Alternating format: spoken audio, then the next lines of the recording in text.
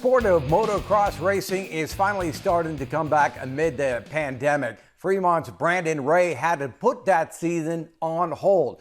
We profiled Ray on this show 4 years ago. His dad, John, knew his son had the talent then, and today, not much has changed. In 2016, 13-year-old Brandon Ray had a haircut that was hard to miss. You know that your haircut's old school, right? A do reserved only for those who can master the dirt track.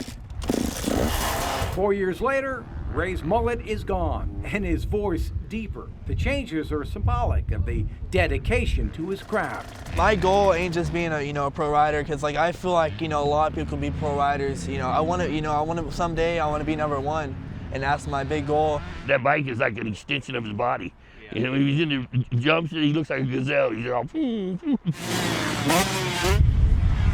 It's a dream shared with his father, John, who has struggled over the years to fund what can be an incredibly expensive sport.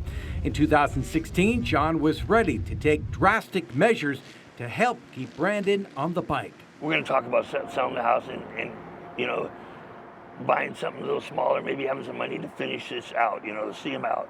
At least I gave him the best shot I could. John ended up not selling their Fremont home, and with some gifts along the way, Brandon was able to succeed with an adequate setup.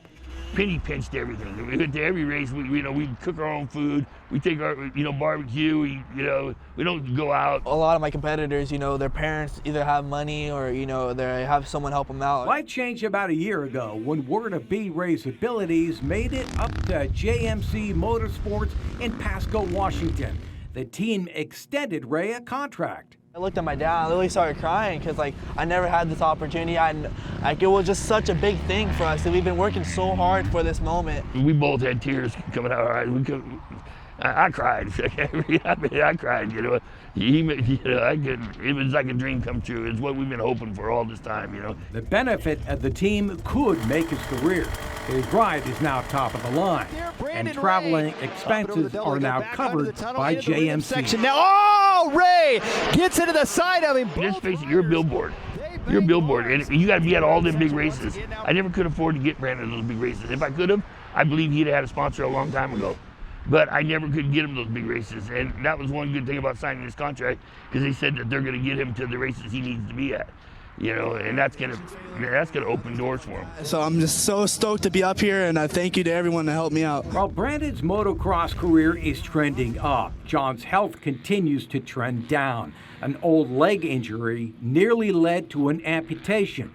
John can hardly walk, but still finds ways to help train Brandon. My dad actually got a little, it's not little, it's kind of a big mobility cart for him, and he'll it's like Rocky almost, he'll be out in front of me and I'll be chasing him, or he'll be behind me and I'll just be running around. Brandon finally has a racing team, but his true teammate, he's always been Dad. With the money that he spent on me racing, he could have been on so many vacations and just chilling in the Bahamas and stuff like that, but he can't, because all the money basically is going to us.